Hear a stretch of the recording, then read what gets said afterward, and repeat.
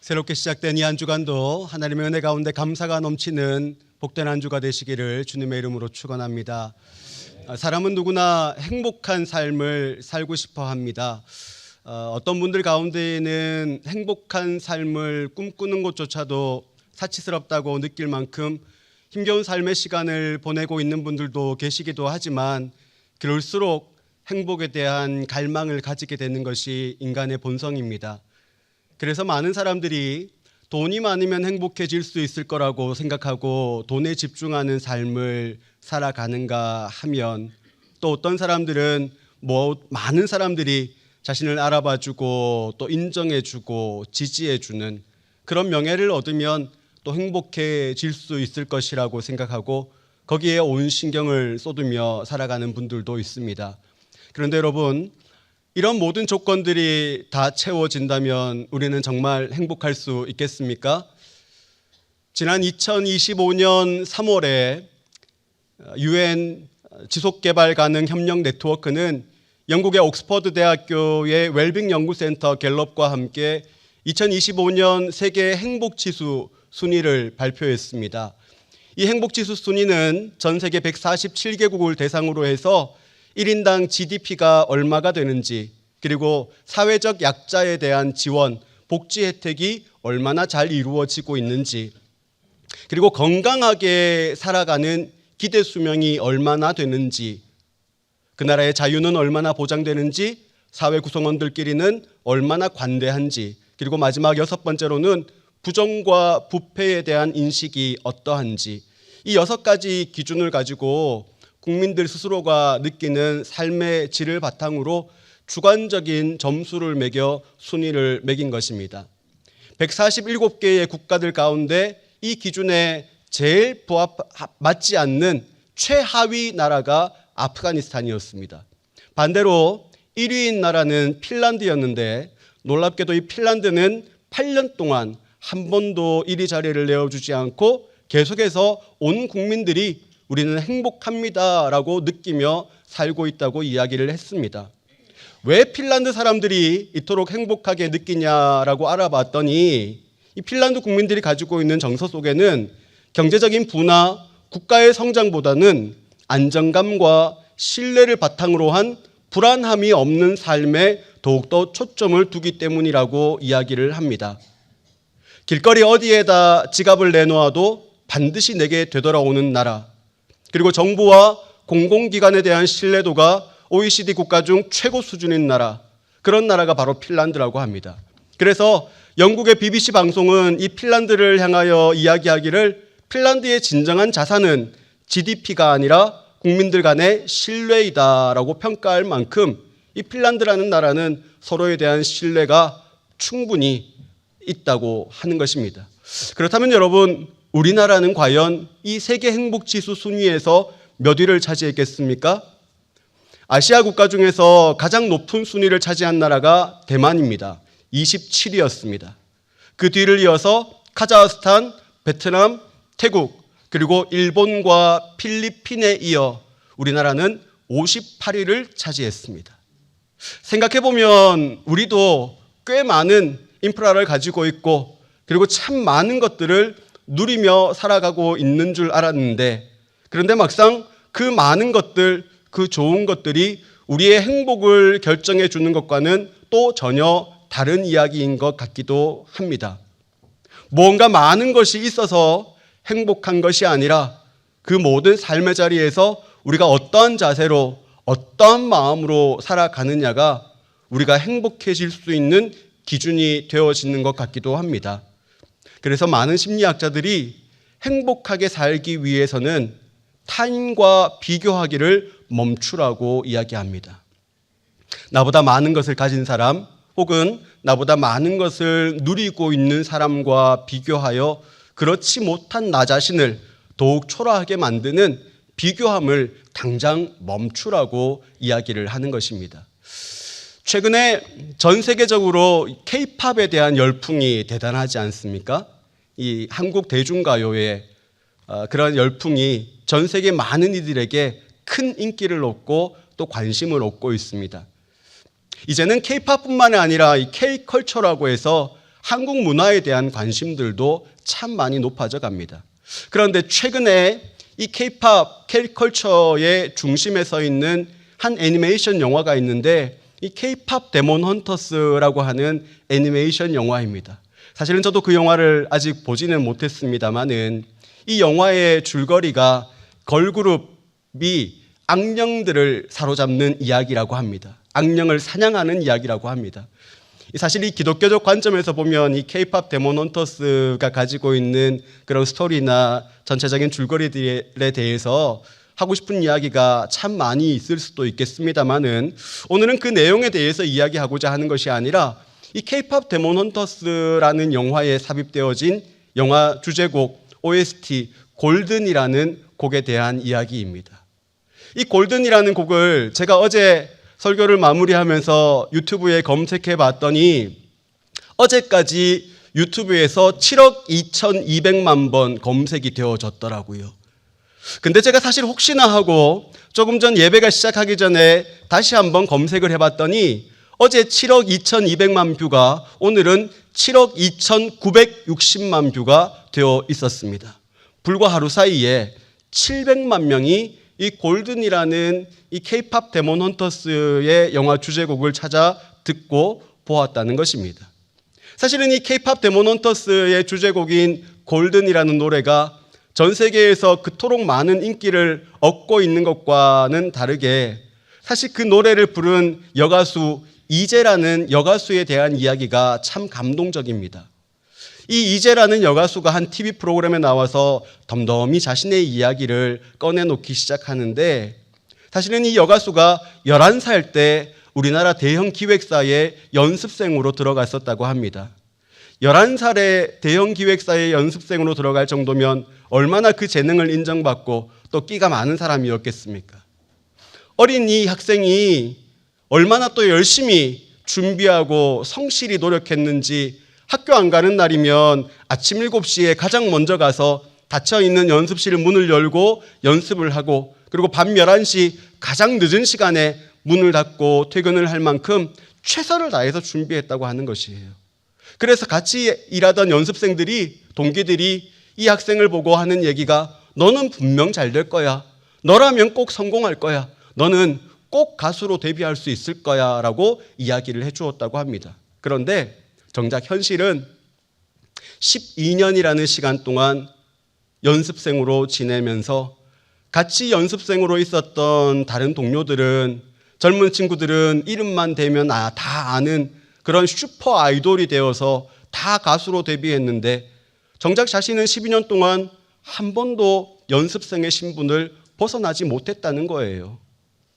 11살에 연습생으로 들어가서 12년이라는 시간이 지나고 23살이 되던 해에 이제는 더 이상 아이돌로 데뷔하기에는 너무 많은 나이가 되어버려서 계약 해지를 하고 홀로 집에 가는데 집에 가는 차 안에서 이런 생각이 들더라는 거예요. 나는 안 되는구나. 아무리 열심히 해도 안 되는 게 있구나. 그런 자괴감에 빠져가지고요. 집에 가서 한 달 동안 집 밖에 나가지도 못하고 그냥 누워서만 지냈다는 거예요. 그런데 여기서 끝이 났더라면 이 사람의 인생은 어쩌면 부정적으로 달라졌을 수도 있을 것인데 이 이재라는 여가수가 한 달 동안 그렇게 아파하고 힘들어하다가 마지막에 이렇게 얘기합니다. 그래, 괜찮아. 난 음악을 좋아하니까 내가 좋아하는 음악을 한번 계속해 볼래. 그렇게 하고 나서 그 다음 날부터 집이 있는 연희동에서 홍대까지 매일 걸어가면서 음악을 듣고 또 곡을 써보기도 하고 자신만의 스타일로 곡을 만들기도 했는데 그래서 많은 사람들에게 이 노래가 알려지고 불려지기도 하고 그러던 중에 이 K-팝 데몬 헌터스의 감독인 매기강 감독을 만나서 OST를 만들어줄 것을 제안받았다는 거예요. OST를 만들고 나서 보니 제일 잘 부를 수 있는 사람이 정작 본인 자신이더라는 겁니다. 그래서 자기가 불렀는데 하루 만에 700만 명이 찾아서 듣고 보는 슈퍼스타가 되어버린 것이에요. 어쩌면 그날 먼저 데뷔한, 먼저 성공한, 먼저 꿈을 이룬 또 다른 누군가와 자신의 삶을 비교하며 나는 안 되는구나 열심히 해도 안 되는 것이 있구나라는 생각으로 자신의 인생을 마무리하였더라면, 자신의 생각을 마무리하였더라면 그녀는 그녀의 꿈을 결코 이루지 못했을 것입니다. 하지만 이 이제라는 여가수는 누군가와 비교하지 않고 자신이 좋아하는 일, 그 일을 위해서 최선을 다해서 포기하지 않고 달려감으로 결국 꿈을 이루어내고야 말았다는 것입니다. 그래서 행복해지기 위해서는요, 누군가와 비교하기를 멈추어야 합니다. 그런데 많은 심리학자들이 행복의 요인으로 비교하기를 멈추라고 이야기하는 것과는 별개로 심리학을 넘어서 기독교 신앙으로 바라봤을 때에도 우리가 행복할 수 있는 가장 큰 조건이 한 가지가 있는데 그것이 바로 감사입니다. 오늘 우리가 읽은 하박국 선지자의 이야기는 그가 활동하던 당시는 신흥 강대국가 바벨론을 중심으로 여러 강대국들이 존재하던 시기였습니다. 수많은 강대국들의 등살 아래 남유다는 힘겨운 삶을 보내고 있었고, 그리고 내부적으로는 도덕적으로, 종교적으로 더 이상 걷잡을 수 없을 만큼 심각한 타락에 빠져 있던 때였습니다. 통치자들은 강대국에게 조공을 바치기 위하여 백성들을 압제하였고 착취하였고, 그래서 하루하루 시간이 흘러갈수록 백성들의 고통과 아픔은 나날이 늘어만 가던 때였던 것입니다. 그런 중에서 이 하박국 선지자가 도저히 이해할 수 없는 것이 한 가지가 있었는데, 그래서 그 이해할 수 없는 그 한 가지 질문을 가지고 하나님 앞에 속상하고 답답한 마음을 가지고 질문하기 시작합니다. 하나님, 왜 악인들을 심판하지 않으십니까? 왜 저토록 악인들이 득세하도록 내버려 두십니까? 하나님, 언제 이들을 심판하시겠습니까? 하박국 1장의 말씀을 읽어보면 하나님께서 하박국 선지자에게 친절히 답해 주십니다. 때가 되면 이방 나라 바벨론을 들어서 이 유다를 심판하겠다. 반드시 그냥 외면하지 않겠다라고 하나님께서 말씀하시는 거예요. 그런데 이 하나님의 대답조차도 하박국 선지자는 이해할 수가 없었던 거예요. 하나님, 어떻게 이방 나라를, 어떻게 원수를 들어 하나님의 심판의 도구로 사용하신단 말씀입니까? 더군다나 하나님 지금까지 말씀하셨지 않습니까? 하나님의 백성들을 원수들의 손에서 지키시고 보호하시겠다고. 그런데 원수를 들어 심판의 도구로 사용하시면 원수들의 손에서 보호하시겠다는 하나님의 말씀과는 정면으로 배치되는 이야기지 않습니까? 하나님, 어떻게 그럴 수가 있습니까? 그랬더니 하나님께서 다시 한번 하박국 2장의 말씀을 통하여서 잠시 바벨론을 들어 심판의 도구로 사용하지만 그 바벨론조차도 반드시 심판당하게 될 것이라고 말씀해 주신 것입니다. 느리지만 조금씩 천천히 하박국 선지자는 계속해서 하나님의 마음, 하나님의 뜻을 알아가고 있는 중입니다. 그런데 반대로 참 긴 시간 하나님의 마음을 몰라주고 하나님의 마음을 외면했던 한 사람의 이야기도 성경에 등장합니다. 우리가 잘 아는 요나 선지자입니다. 그는 니느웨로 가라는 하나님의 명령에 거부하고 다시스로 떠나갑니다.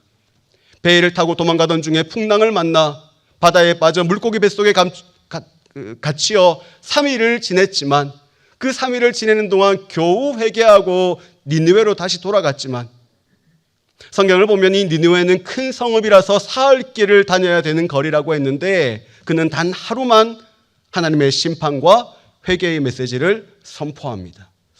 사실 이 복음의 능력이 대단하고 위대하고 놀라워 단 하루만 외쳤음에도 불구하고 사흘길을 다녀야 되는 온 니느웨가 듣고 회개하였다라고 이해할 수도 있는 이야기이지만, 반대로 요나의 마음을 가만히 들여다보면 여전히 싫은 거예요. 이스라엘을 괴롭게 하는 아수르의 수도 이 니느웨가 하나님의 큰 사랑 앞에 그 구원의 은총을 경험하게 될까 봐 그는 싫었던 거예요. 그래서 사흘을 다녀야 되는 그 넓은 거리를 단 하루만 전하고 이제 할 일 다 한 듯이 뒤로 물러서서 지켜보고 있는 것입니다. 그런데 놀랍게도 요나서 3장 5절 말씀을 읽어보면 이 니느웨 백성들이 하나님을 믿고 금식을 선포하였다고 기록합니다. 요나서 4장 1절 말씀은요, 요나가 매우 싫어하고 성내며라고 시작합니다. 하나님에 대하여 화가 난 거예요. 요나가 하나님에 대하여 화가 나서 성내며 하나님에게 얘기하기를, 하나님, 내가 이럴 줄 알았습니다. 하나님은 사랑이 많으신 분이 아니십니까? 하나님은 인자하신 분이시지 않습니까? 하나님 용서하실 줄 알았습니다. 어떻게 이방 민족이 이 구원의 은혜를 경험할 수가 있는 것입니까? 망해야 될 이방 민족인데, 무너져야 될 이방 민족인데 어떻게 구원의 은혜를 경험할 수 있겠습니까? 그렇게 하나님께 화내고 성낸 요나가요, 성 한쪽으로 물러나서 그곳에 움막을 짓고 이 니느웨 성이 어떻게 변하는지를 가만히 지켜봅니다.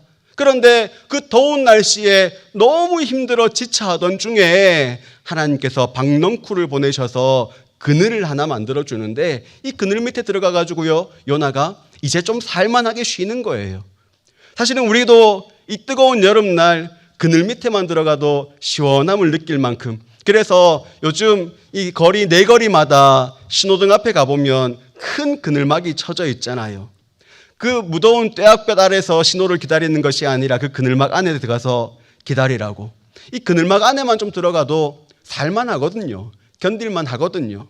이 요나가요, 갑자기 생긴 박넝쿨 그 그늘 밑에 들어가가지고 하루를 보내면서 견딜만 하다가 다음날 아침에 잠에서 깨어보니 이 벌레가 박넝쿨을 다 갉아버리고 만 것이에요. 그래서 요나가 또 한 번 하나님께 화를 냅니다. 하나님, 차라리 죽는 것이 낫겠습니다. 더워서 견딜 수가 없습니다. 이 박넝쿨 왜 하루 만에 갑자기 없어져 버립니까? 그랬더니 하나님께서 요나에게 하나님의 뜻을 보여주십니다. 하나님의 진짜 마음이 무엇인지 보여주십니다. 네가 수고도 아니하였고 재배도 하지 아니하였고 하루 만에 났다가 하루 만에 사라져버린 이 박넝쿨을 아꼈거든. 하물며 이 큰 성읍 니느웨에는 좌우를 분별하지 못하는 자가 12만 명이요 가축도 많이 있는데 내가 이들을 아끼지 않는 것이 당연하지 않느냐. 사실 이 하나님의 마음을 듣고 요나의 마음이 어떻게 변했는지 성경은 기록하지 않기 때문에 우리는 알 수가 없습니다. 하지만 분명한 것은 하나님의 진짜 마음은 이방 민족이라 할지라도 구원받기를 원하셨고, 하나님의 사람들이 하나님의 말씀에 순종하여 그 이방 민족을 향하여서도 구원의 은혜, 하나님의 그 회개의 복음을 전파하기를 원하셨다는 것이에요. 사실 우리가 우리의 삶을 살아가다 보면요, 내 뜻대로 이루어지지 않을 때가 얼마든지 있습니다. 행복하고 싶지만 행복할 수 없는 조건들을 마주하게 될 때가 있고, 감사하며 살아가고 싶지만 감사할 만한 조건들을 도무지 찾아볼 수 없을 만큼 힘든 시절을 마주하게 될 때가 분명히 있기도 합니다. 그런데 그 모든 조건이 채워져야 행복한 것이 아닌 것처럼 어떤 조건이 있어야만 감사할 수 있는 것도 아니라는 것을 우리는 잊지 말아야 하는 것입니다. 하나님의 마음을 알아간다는 것, 하나님의 뜻을 알아간다는 것, 하나님은 우리에게 언제나 선하신 분이시고, 하나님은 언제나 우리에게 신실하신 분이시고, 하나님은 언제나 우리와 함께 하셔서 단 한 번도 실수한 적이 없으신 분이시라는 사실, 그 하나님께서 반드시 우리의 삶을 푸른 초장과 쉴만한 물가로 인도하시며 가장 선한 길로 우리의 삶을 인도해낼 것이라는 사실, 때로는 하나님께서 우리를 벌하기도 하시고 때로는 치기도 하시지만, 하나님께서 우리를 벌하기도 하시고 치기도 하실 때는 우리가 죄의 길에 서 있는 것을, 죽음의 길에 서 있는 것을, 거기에 서 있는 것을, 죽어가는 것을 그냥 지켜보지 않으시고 돌아오라고 이제라도 하나님께 돌아와서 죽지 말고 살라고 치시고 벌하시고 때리기도 하시는 분이시라는 사실, 하나님이 어떤 분이라는 것을 알아갈 때에, 하나님의 마음이 무엇이라는 것을 알아갈 때에 우리는 무엇 때문에 행복하고 무엇 때문에 감사한 것이 아니라 하나님과 함께 동행하기 때문에 그 한 가지만으로도 얼마든지 감사할 수 있는 것입니다. 하박국 선지자가 답답하고 속상하고 도무지 알 수 없는 그 모든 질문들을 가지고 하나님 앞에 나아가 묻고 기다리며 하나님의 뜻을 다 알게 되었을 때에 하박국 3장 2절 말씀은 여호와여 내가 주께 대한 소문을 듣고 놀랐나이다. 주는 주의 일을 이 수년 내에 부흥케 하옵소서. 이렇게 고백합니다. 하나님, 내가 놀랐습니다. 하나님의 뜻이 그런 건 줄 몰랐습니다. 이제 다 알고 나니 정말 놀랍습니다. 하나님, 하나님의 일을 반드시 부흥케 하여 주옵소서. 여기서 말하는 이 부흥이라는 단어의 히브리어 원문을 보면 하야라는 단어가 쓰여졌는데, 이 하야라는 단어는 다시 살리다라는 의미를 가지고 있는 단어인 것입니다. 하박국 선지자가 이 모든 하나님의 뜻을 알고 난 이후에 하나님 정말 하나님의 뜻이라면 이 백성을 치시더라도, 이 백성을 심판하시더라도 다시 살게 하여 주옵소서. 이 백성을 살리기 위하여 때리시고 심판하시어 이 백성으로 하여금 다시 하나님께로 돌이키게 하옵소서. 그렇게 고백하고 있는 것입니다. 그리고 그 하나님의 마음에 반응하여 이제 하박국 선지자가 오늘 우리가 함께 읽은 본문의 이 말씀을 고백합니다. 무화과 나무의 잎이 무성하지 못하여도 하나님은 여전히 나의 하나님이십니다. 포도나무에 열매가 없고 감람나무에 소출이 없다 할지라도 하나님은 여전히 우리에게 신실하신 하나님이십니다. 외양간에 우리의 양떼가 없고 외양간에 송아지가 없어도 하나님은 언제나 나와 함께 하시는 분이시라는 사실을 그는 고백하고 있는 것입니다. 그래서 그 어떤 조건 때문에 행복하고 그 어떤 이유 때문에 감사한 것이 아니라 하나님 한 분 때문에 즐거워하고 하나님 한 분 때문에 기뻐하며 하나님 한 분만으로 감사할 수 있다고 그는 고백하고 있는 것입니다. 왜냐하면 오늘 19절 말씀에서 기록하고 있는 것처럼 주 여호와는 나의 힘이 되시는 분이시기 때문입니다. 이 고백이 오늘 우리 모두의 고백이 되시기를 주님의 이름으로 축원합니다.